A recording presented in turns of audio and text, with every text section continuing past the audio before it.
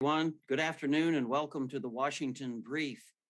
It's my pleasure to introduce Dr. Michael Jenkins, who is president of the Washington Times Foundation, which sponsors this webcast. He is also chairman of the Washington Times Holdings, the company that owns the Times news organizations. He has led a number of well-received fact-finding trips to Korea and Japan that have met with the legislative, executive, and intel and military leadership of those countries, including our special guest today when he was commander of the 8th Army. As president of the nonprofit NGO, the Universal Peace Federation International, Dr. Jenkins has decades-long experience conducting peace initiatives all over the world, particularly in Northeast Asia and the Middle East. Welcome, Dr. Jenkins.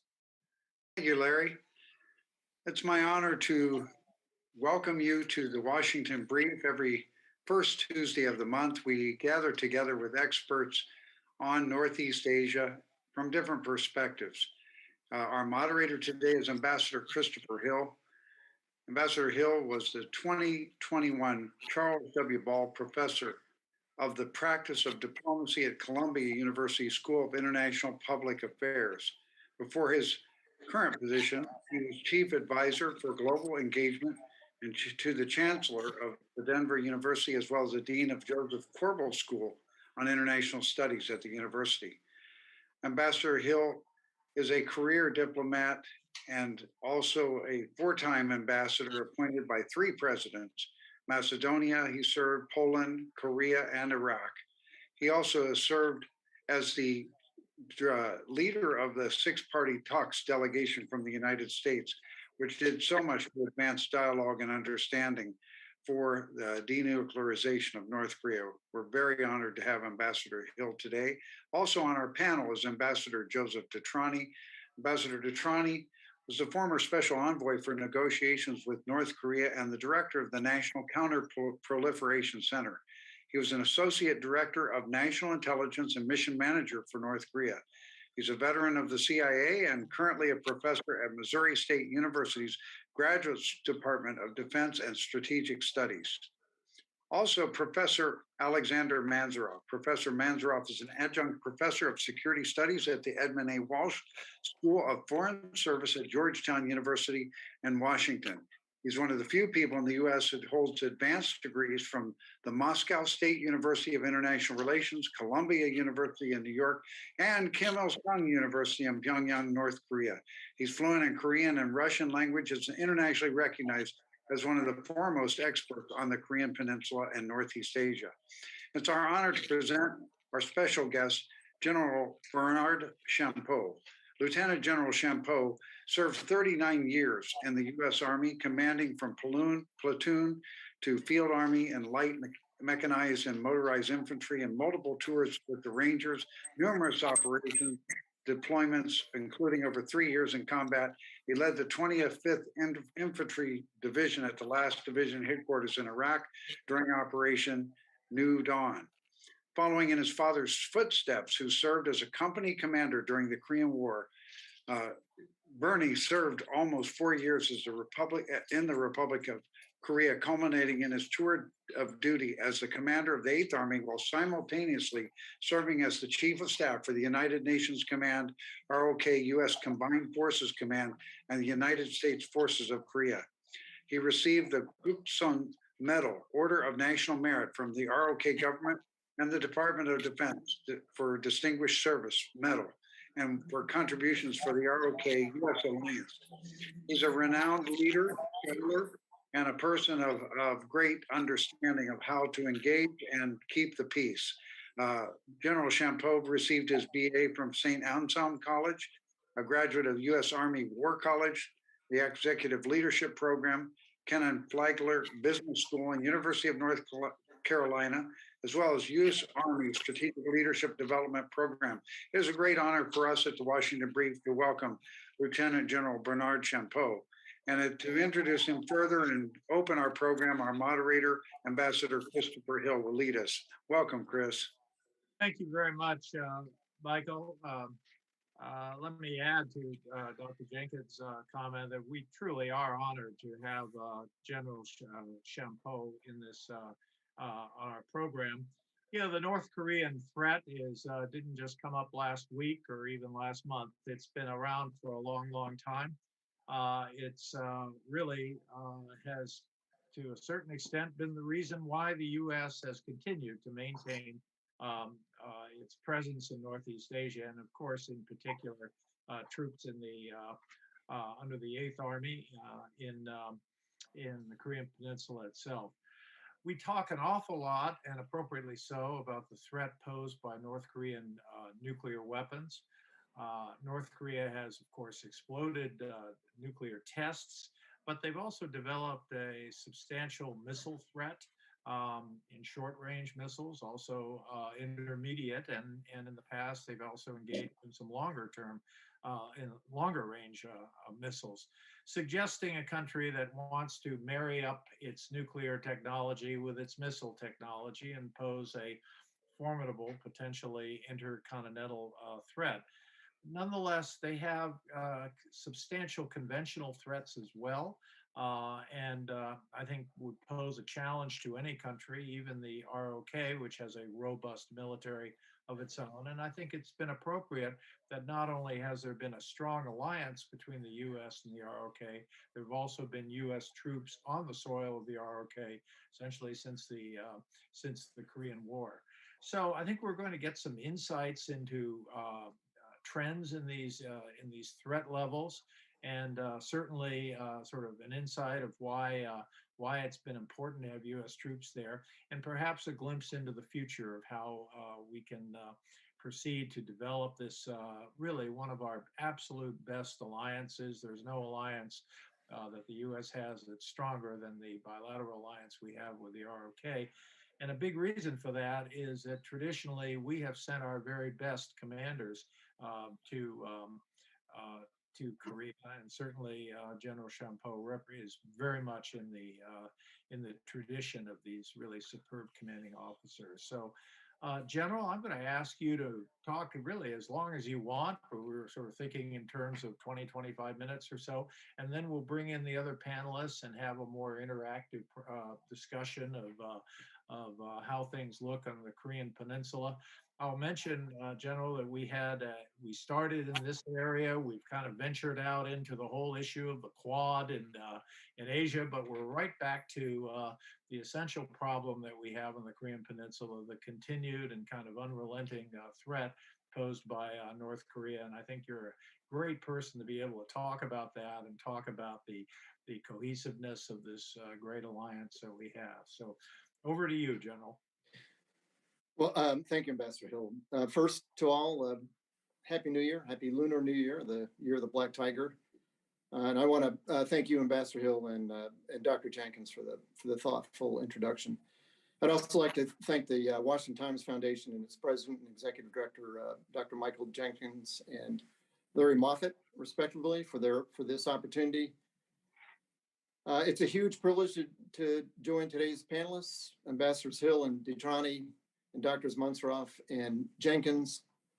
I'm humbled, and I'm clearly a neophyte compared to the panelists' decades of study as regional practitioners, observers, and widely respected voices.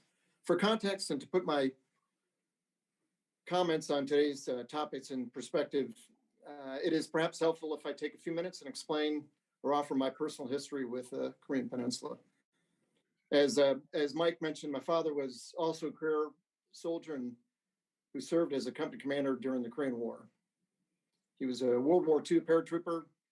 He was initially assigned to the 187 Airborne Regimental Combat Team in Japan as part of the U.S. occupation force. Company command became available in the Puerto Rican Regiment, the 65th Regiment, 65th Infantry, proudly known as Buccaneers. And so my father left to join them in combat in Korea. As you know, the 187 would eventually also join the fight in Korea. My dad fought in the Iron Triangle in the vicinity of Chorwan and the infamous Bloody Ridge. Like most soldiers, he rarely spoke of combat until I became of age and donned our nation's cloth. But growing up, there were the ever-present carved Korean wooden masks hanging in our living rooms, and the curious brass bowls I later discovered were night pots. Korea was a presence, but also a mystery. I would become increasingly more familiar with Korea through my Army colleagues who served there, and their myriad peacetime war stories. Although I never participated, so many of my peers were involved in the huge annual combined exercises on the peninsula in the 1980s, Ulchi Focus Lens, which later evolved into Full Eagle and Ulchi Focus Guardian, command post exercises that are still ongoing today, although in recent years, more sporadic. Although tangential, I formed an impression of Korea over time that was shattered when I eventually was assigned there for my last duty station, initially as a Combined Command's United Nations Command Forces Command, United States Forces Command Korea Operations Officer, before taking command of 8th Army, and then simultaneously serving as the Chief of Staff of these three commands. 4 jobs, 1 paycheck, made sense to everyone except my wife. My firsthand impression of Seoul, the Miracle on the Han, and the Republic of Korea was overwhelming. One of the many benefits of commanding 8th Army was exclusive access to a UH-60 Black Hawk helicopter. You only had to get stuck on Highway 1, or what the Koreans call the Seoul to Busan Highway traffic once, to realize what a great deal this was. I literally and consistently flew the length and width of South Korea, from the DMZ to Busan, having visited Waipido, Yosu, Jeju-do, Daejeon, Daegu, Pohang, Pyeongtaek, Uijeonbu, Suwon, Osan, and the list could go on. I was struck by how modern Seoul and how ruggedly beautiful is Korea. The other thing to notice from 1,000 feet or so above ground level, by the way, are the ubiquitous golf courses and driving ranges, especially in Yongan, outside the greater Seoul metropolitan area. But this vibrant, modern, growing Seoul has become one of the major tactical operation and strategic challenges of defending the Republic of Korea. Depending on where you draw the ever-growing circle, the population of the greater Seoul metropolitan area, or GISMA, as we called it, at approximately 25 million, is roughly half the total population of South Korea, and so dangerously close to the border with its northern neighbor. Seoul's proximity to the DPRK not only makes it vulnerable to North Korea's large conventional force, but also the conventional tactical ground-based indirect fires, long-range artillery, and the conventional missiles found on the missiles of the 4th largest army in the world. It is tremendously challenging operationally for the entire joint and combined alliance forces, air, land, and sea, because it has substantial impact on the priority of fires, urgency to mobilize and deploy additional critical capabilities, and the overall operational timing. It is so significant a vulnerability that many believe Seoul is a strategic center of gravity. I arrived on the peninsula in early spring of 2012 on the eve of the combined command post exercise Full Eagle.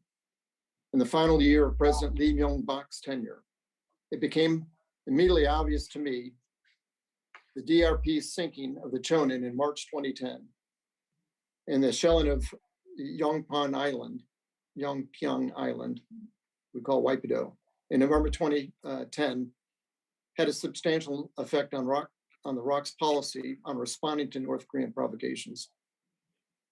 The law of armed conflict drives rules of engagement. The armed conflict drive rules of engagement and are based on internationally accepted principles of self-defense.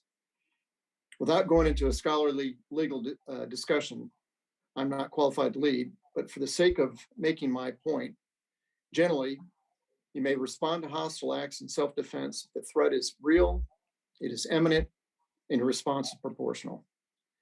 As much respect and admiration I had for my Korean counterparts, I had the very strong impression during the annual bilateral crisis management exercise that there was a desire to stop the cycle of North Korean provocations through a disproportionate and punitive response. In a country with a conscript military, where every grandparent, parent, sister, or brother could see their own in the Chonin on the bottom of the EC, perhaps this drove this, but it clearly and rapidly had the potential to elevate tensions and cause unfortunate miscalculations. I observed this intention throughout my tenure.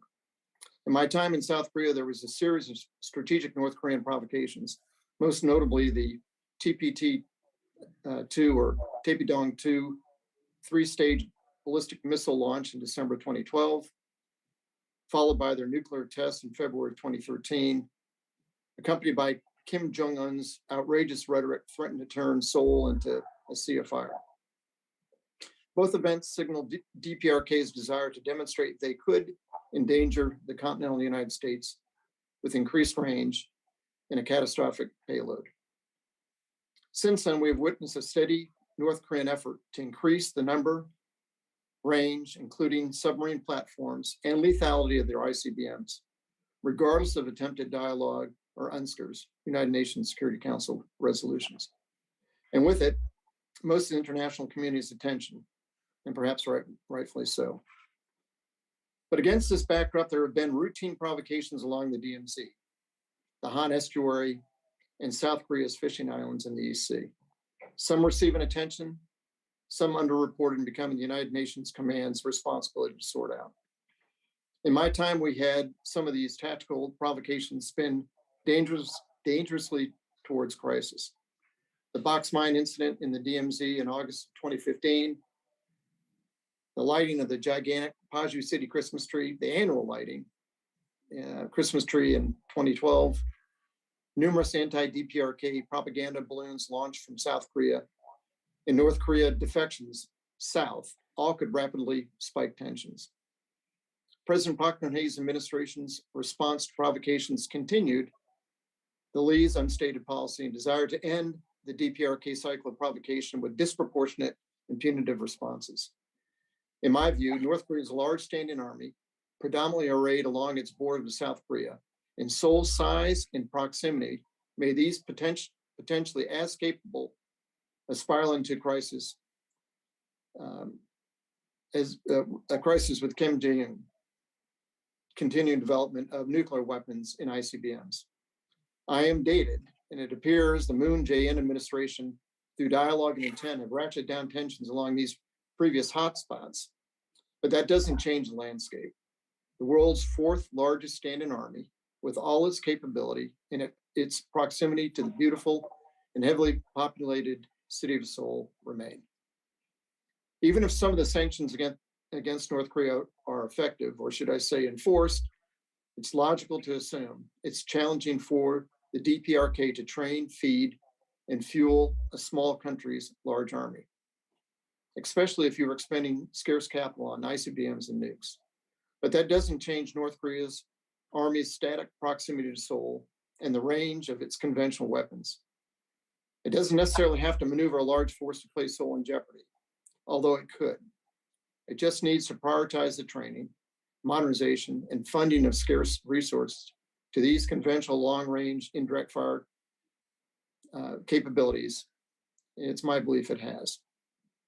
There are many, most notably the regional hegemons of China and Russia, DPRK, some Americans and US politicians, and even self-reliant Koreans that have challenged the need to maintain the US military's presence in the Republic of Korea. As South Korea's economy has grown and flourished, some believe they should shoulder more of the burden sharing, and the negotiations of the Special Measures Agreement have become increasingly more contentious. In my view, nothing could make North Korea happier, not to mention China, than the withdrawal of US forces from the Korean Peninsula. A capable alliance with competent military leadership, a trained and ready combined US ROK force, a credible extended deterrent, and a prepared US joint force on peninsula to rapidly meet crisis timelines are essential to keeping the DPRK at bay. The threat is not only North Korean ICBMs, but also the presence and closeness of a very large army and its conventional weapons staring into Seoul's backyard. The alliance, particularly the full array of US capabilities, in my estimation, could not respond in time to a crisis without the US forces presence on the Korean Peninsula. Seoul's vulnerability to the myriad DPRK weapons validates this imperative.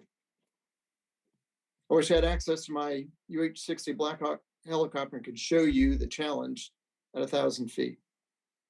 In my humble opinion, perfect time to start considering the withdrawal of U.S. forces from the Korean Peninsula is after reunification and not a minute before. So, Ambassador, with that, I'm open to questions and comments in a dialogue with you and the panelists. Thank you so much. Thank you very much, Joe. That was really, really superb.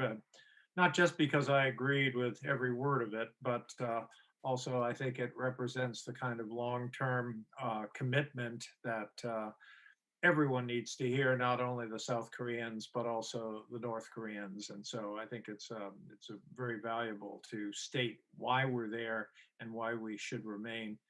I wonder if I could ask you about, you referred to the fourth largest army, which I think is statistically accurate, but we're also dealing with an army that we know has training issues, has equipment issues, things like that.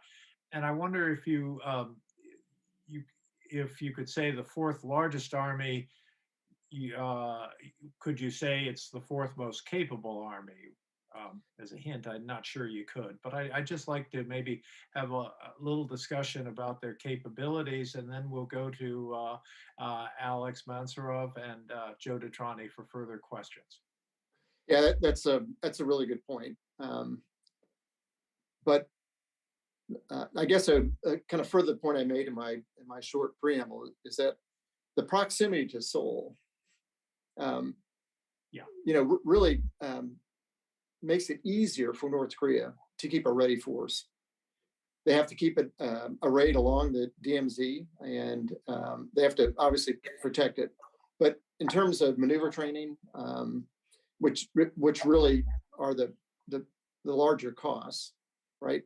Fuel, and those kinds of things. I still believe that it is a substantial threat.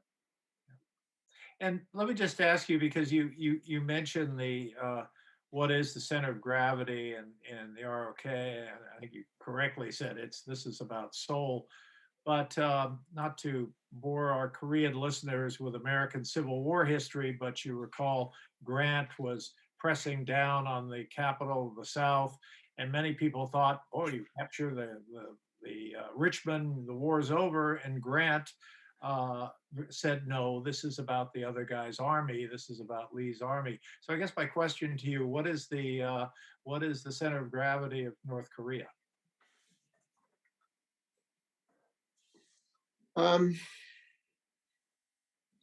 I think as they've developed these ICBMs and this nuclear capability, I think that's kind of changed their center of gravity over time. But clearly, most people that study the threat believe it's the elites and the regime leadership. And I think there's also been a desire for South Korea to try to impact their decision cycle in responding to provocations in the past, to put them at risk somehow. Okay, Alex. Okay, good afternoon, everybody, and welcome, General, to the show. It's my honor to be on the panel with you. Again, happy Lunar New Year to our guests around the world. This is an incredible holiday which we're celebrating just a couple of days before the opening of the Beijing Olympic Games, which the United States and its allies decided to boycott diplomatically. But today we're talking about conventional threat coming from North Korea. And I like to raise I would say, politically incorrect question with the general here, if you allow me, Chris. Now, the big news of the day, of course, is not North Korea. It's not North Korean conventional threat. And as the title of our panel suggests, maybe in that sense, everything is quiet on the northern front. Yes, we see some fireworks with the strategic capabilities, but not conventionally. Now, the big news of the day, of course, is what's happening or not happening on the Russian-Ukrainian threat. front. And that is the expectation in Washington that any day, any moment, Russia may invade using conventional weapons, conventional forces across that border. Now, the United States came back with an idea, okay, maybe there are ways to reduce that threat, and Russians can convince us that they do not have hostile intentions in Ukraine by redeploying the offensive forces away from the border, by increasing the transparency of the exercises, if they're saying that these are just exercises, by removing offensive weaponry away from the border. So my question, it just struck me, General, that when we look at the Korean Peninsula, when we look at North Korea, the situation there is, okay, we all recognize the conventional threat from the north to the south, but at the same time, you mentioned that conventional forces, they impose a tremendous burden on the North Korean government, which is struggling to feed them, to resource them, to basically maintain them in the appropriate level of readiness. So my question to you is, it's simple. Why, redeployment of forces away from the border, again, increasing transparency of exercises, redeployment of the official offensive weapons away from the border, why it would work in the Russian-Ukrainian context, but why we are not putting the same issues on the table in our efforts to engage North Korea in conventional arms control discussions. Again, please enlighten our audience about, what you think about the prospects for conventional arms control, arms reduction on the peninsula. What are the key obstacles to this? And would the United States forces in Korea be an inhibitor or a facilitator of an arms control process if, one day we decide to go down that path, in addition to, of course, all the nuclear discussions, all the missile talks with North Korea? Professor, that's a really interesting and insightful point. I've never heard any kind of discussion on conventional arms control, which is interesting. There have been, as you know, especially during this current administration, bilateral talks between North Korea and South Korea in terms of normalizing some of the military activity along the DMZ. But as you all know, better than me, that many forget that there is just a ceasefire. That essentially, at the end of hostilities, the forces, remained in place pretty much to control the dominant terrain, and so there hasn't really been a lot of movement on either side of the DMZ, except recently, as you all know, because of the land partnership plan to move some of the forces into modern facilities down in Pyeongtaek, Camp Humphreys. There hasn't been a lot of movement of those forces or even discussion of that. Interestingly, against this ever-growing Seoul. You really just have to see it to believe it, that it's contiguous all the way up to, and the Western Corridor, all the way up to the Kaisan Corridor. And, literally, a lot of direct fire weapons could cause catastrophic casualties because of the size and population density, proximity, and population density to North Korea. My only caution is, and I think there are obviously China would like nothing better than a lack of U.S. presence on the peninsula. Obviously, North Korea would also like that. I think it gives them an incredible advantage to potentially maneuver down the rest of the Korean corridor. Like all OECD countries, North Korea's birth rate is, I think it's the lowest now. I think it's 0.91. So they have a decline in birth rate, even though they have a conscript military. They're not going to be able to maintain the numbers. I think they can offset that with capability, which I think they're working on. But I personally feel as though that kind of negotiation would be beneficial. I just don't think the presence of U.S. forces on the peninsula until there is. I just don't think we should barter our presence, the U.S. presence on the peninsula. Chris, if I may just follow up with a quick question about Kherson Industrial Zone. The significance, from a military standpoint of the establishment of the Kherson Industrial Zone was that it entailed a commitment by the North Koreans to essentially remove the Fourth Corps units from that area, which is a critical approach area to the south. And once we established that zone there, I mean, essentially they had to redeploy, push back, their forces, the attack forces away from the DMZ. So when, the Lee Myung-bak administration and Park Geun-hye administration made a decision to shut it down and disengage, it gave an excuse to the North Koreans essentially to put back, push forward, all the Fourth Corps advanced attack units into that critical area of approach to Seoul. So as one way of going down starting that process of encouraging the North Koreans to redeploy those 70% of the troops deployed in the forward-based areas, maybe is by raising again the question of Kherson.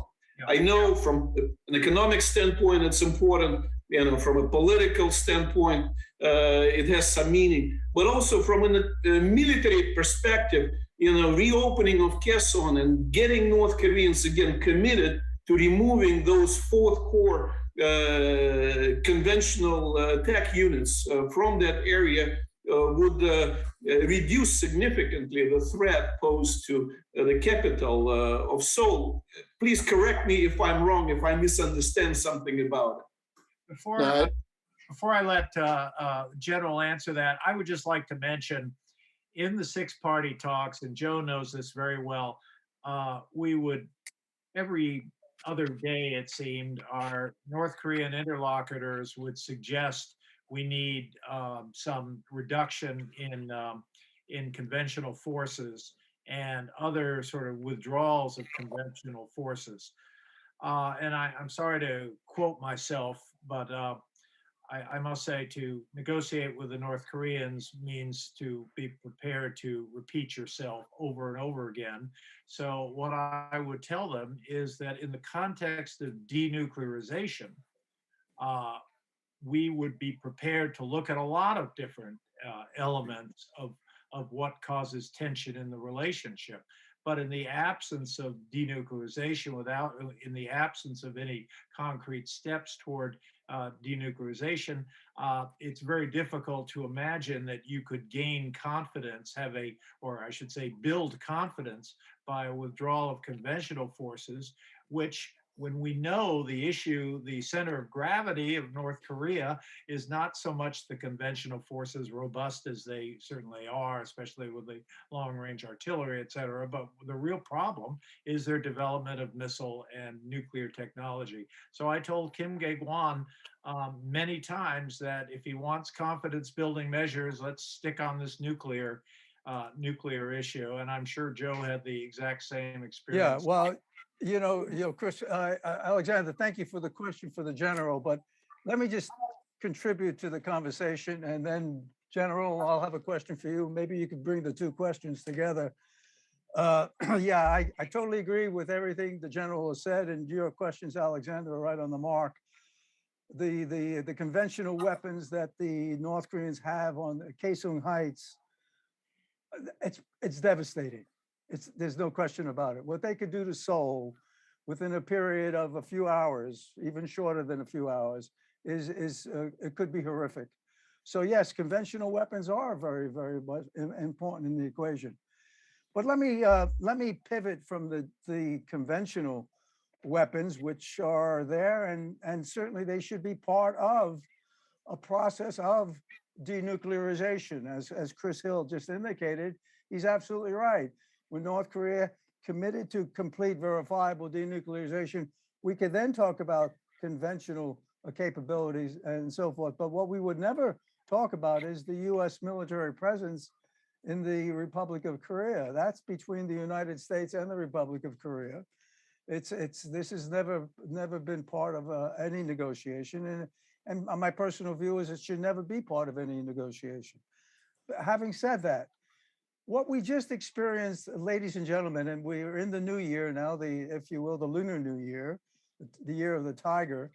What North Korea has just shown us in 1 month, in January of 2022, with 7 missile launches to include 2 hypersonic missiles, cruise missiles, short-range ballistic missiles, and just 2 days ago, an intermediate-range ballistic missile that could reach Guam, which to me is a prelude for them moving forward with a likely ICBM launch.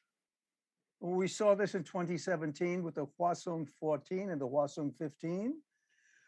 Both the analysts tell us, it's not the North Koreans telling us, our analysts, our military analysts, our intelligence analysts are telling us the Hwasong 14 and 15 have a capability of reaching the whole of the United States.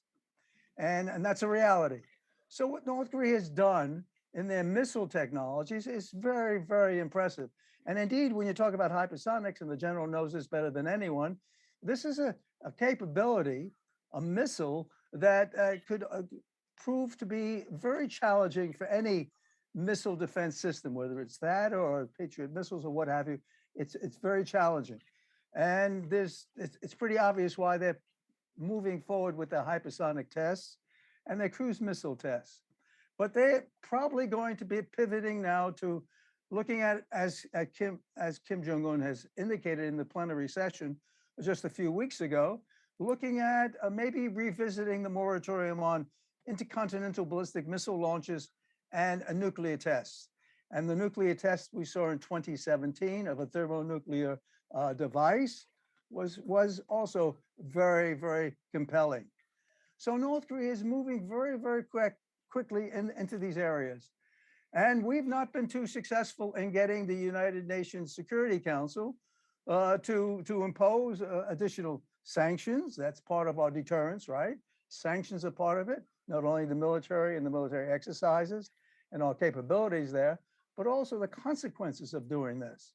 And we see China and the Russian Federation saying, hey, we're not going along with that.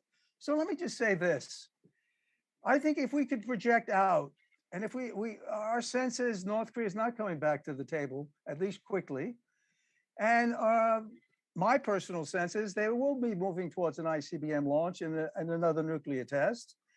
And we will go to the UN Security Council for additional sanctions. And there will be no unanimity because I think China and Russia will say, no, we're not there.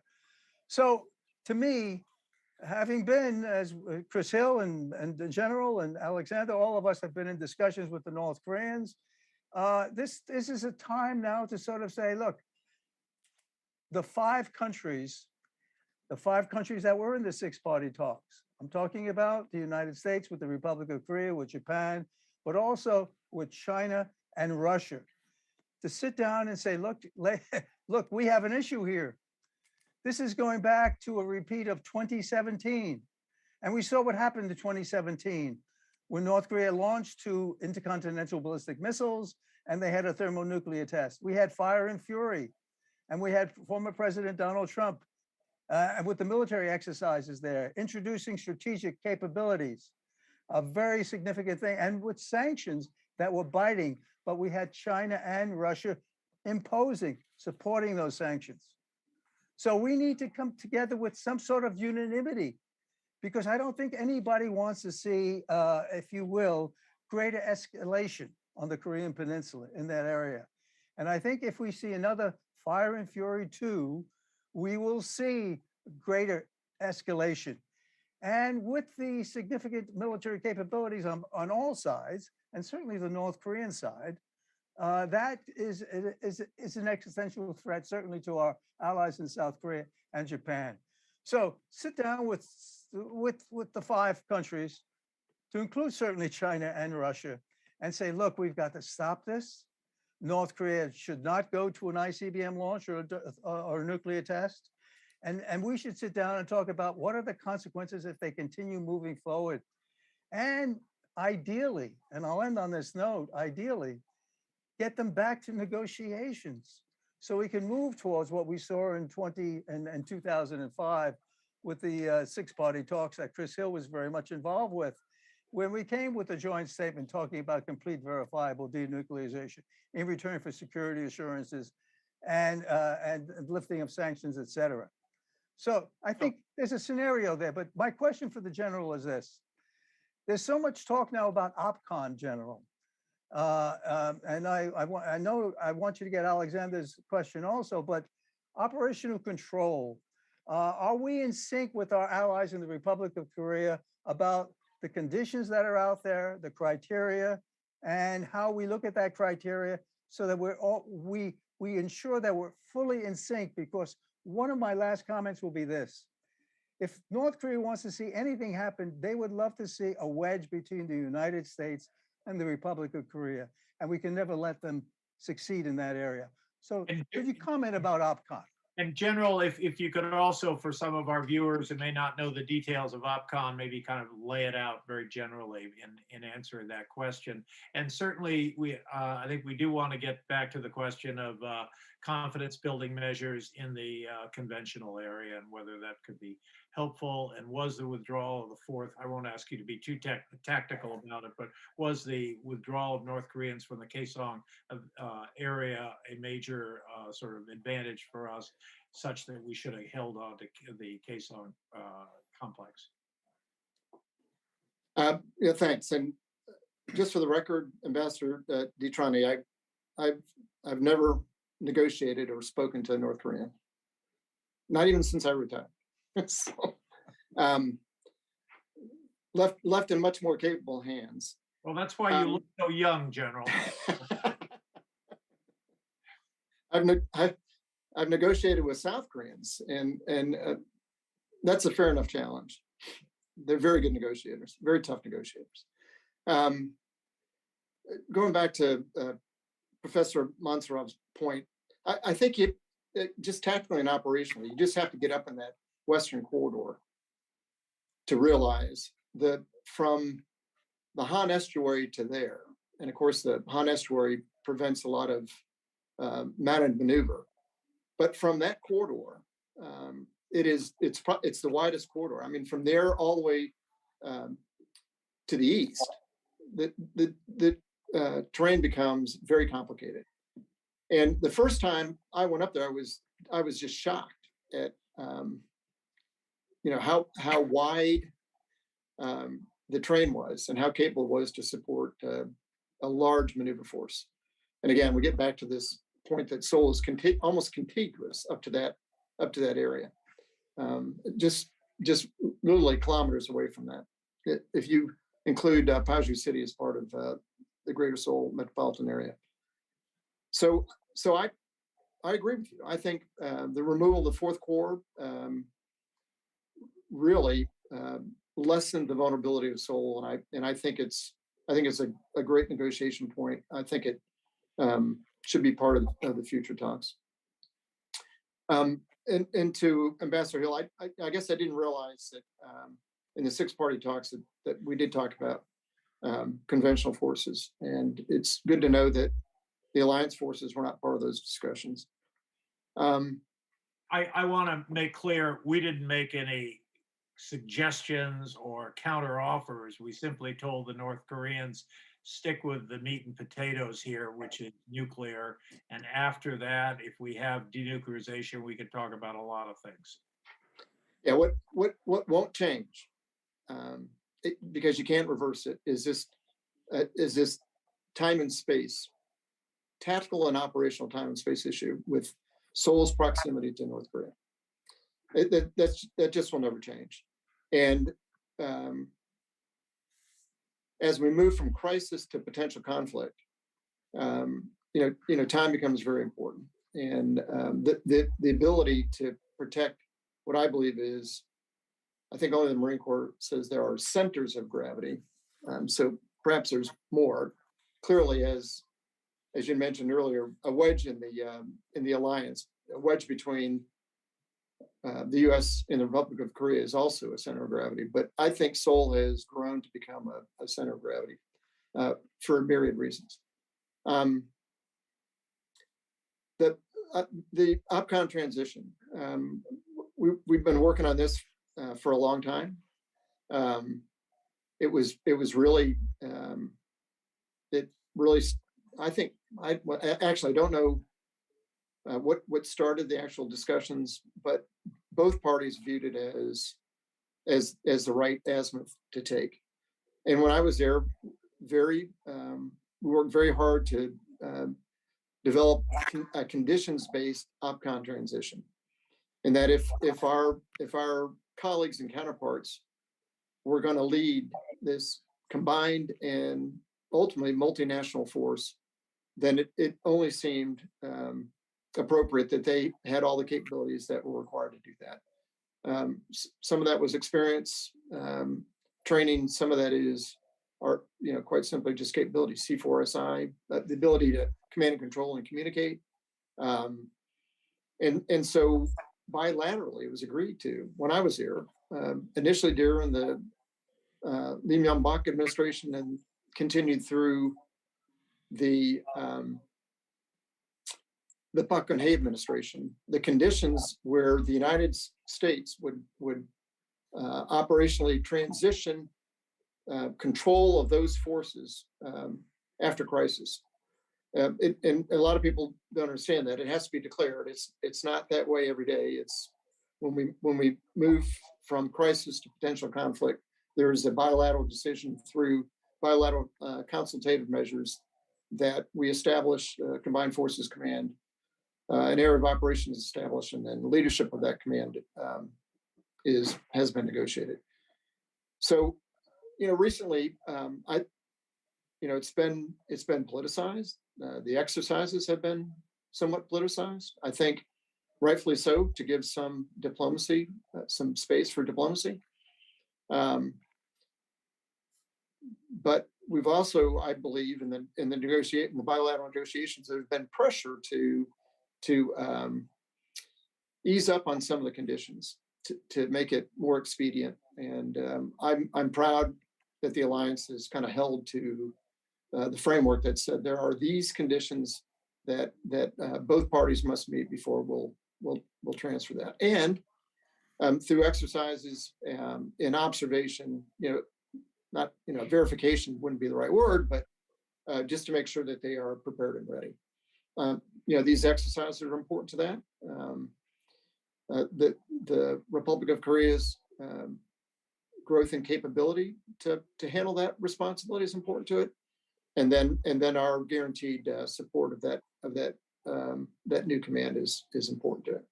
It will remain a combined bilateral command. Just the leadership will change.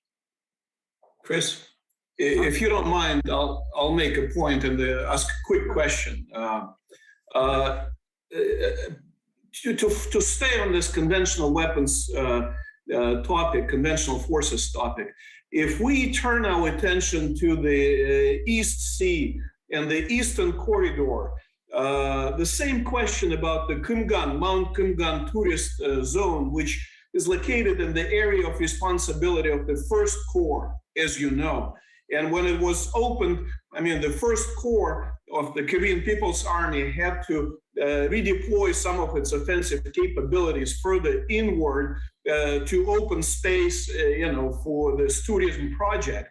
And I visited North Korea on a number of occasions, and I heard complaints from the North Korean military officials about, how much that really damaged the offensive capabilities. So I do believe that it was another blunder mistake on our part, Park Geun-hye administration, to shut down Mount Kungan tourism project, because again, in terms of from a conventional military perspective, that allowed the first corps of the Korean People's Army basically to move back in and to take possession of all these assets and land and capabilities. And now they maintain this intensified level of threat against the South Korean rivals. That's number one observation. The second observation, Chris, you say that linkage, conventional and nuclear.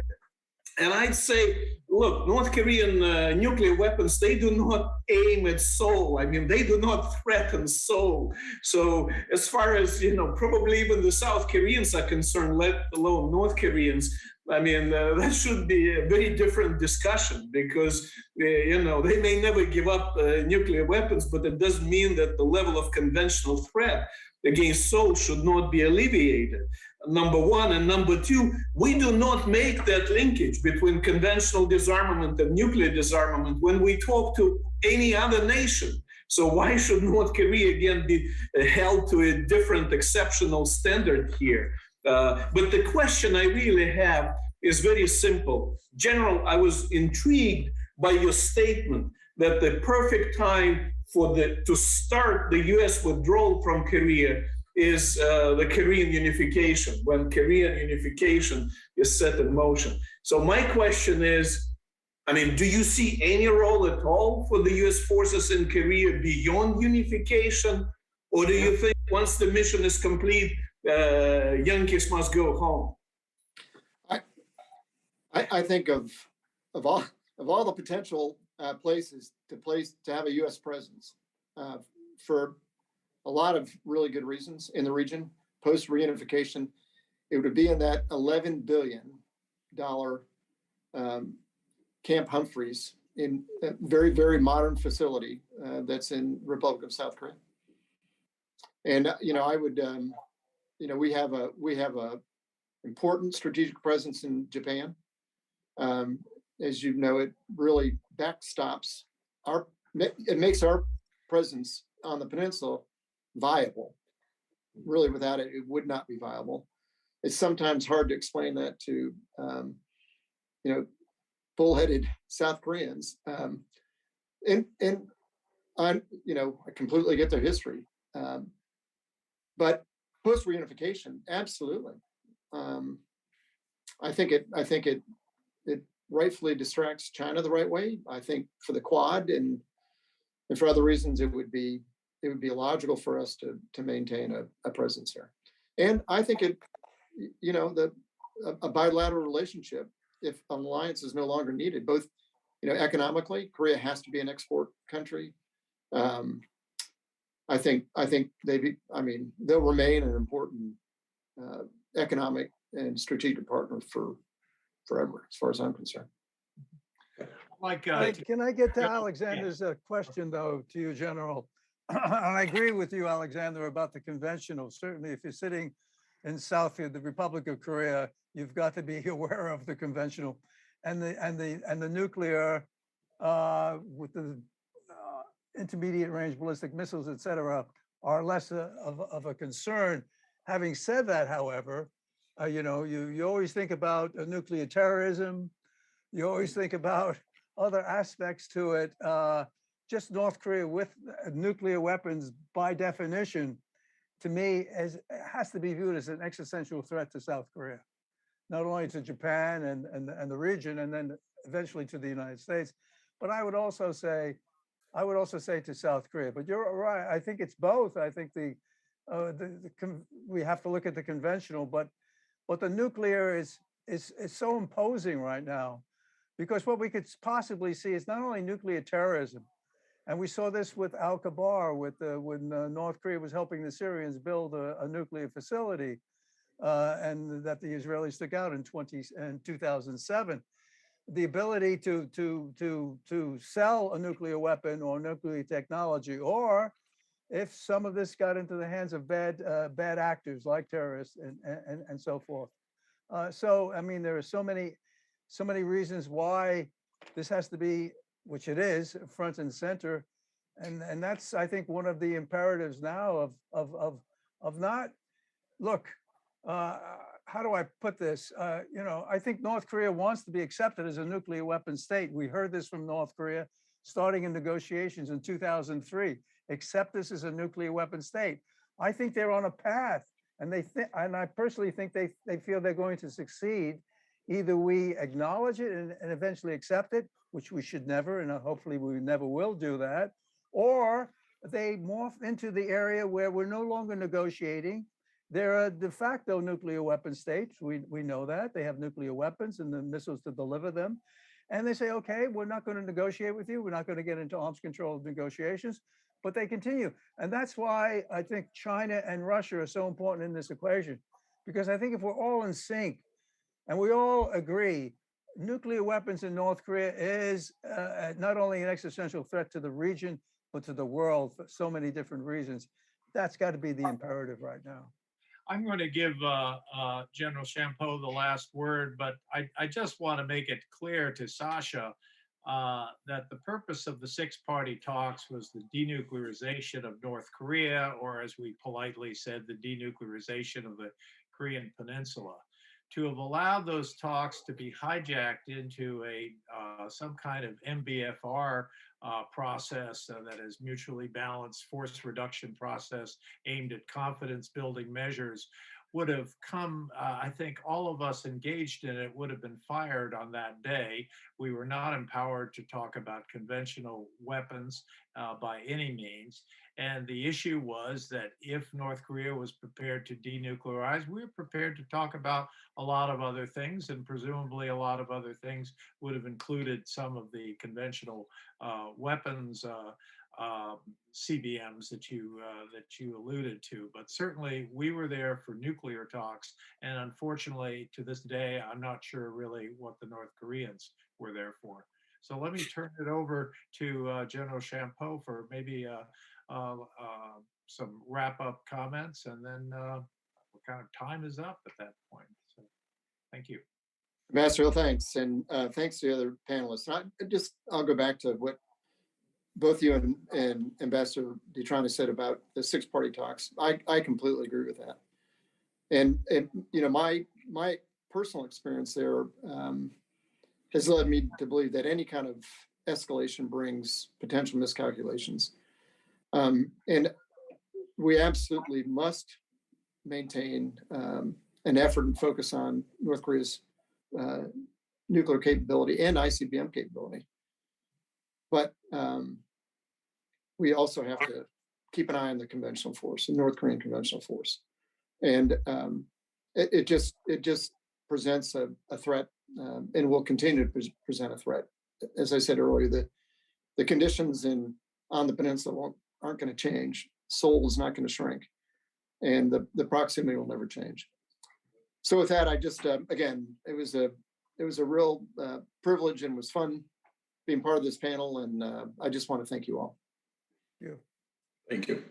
General, thank you very much, and I'm going to turn it back over to Dr. Michael Jenkins for some wrap-up comments. But Michael, I would say I think we covered a lot of ground in this, and as usual had different viewpoints, and certainly were enlightened by the presence of our guest today.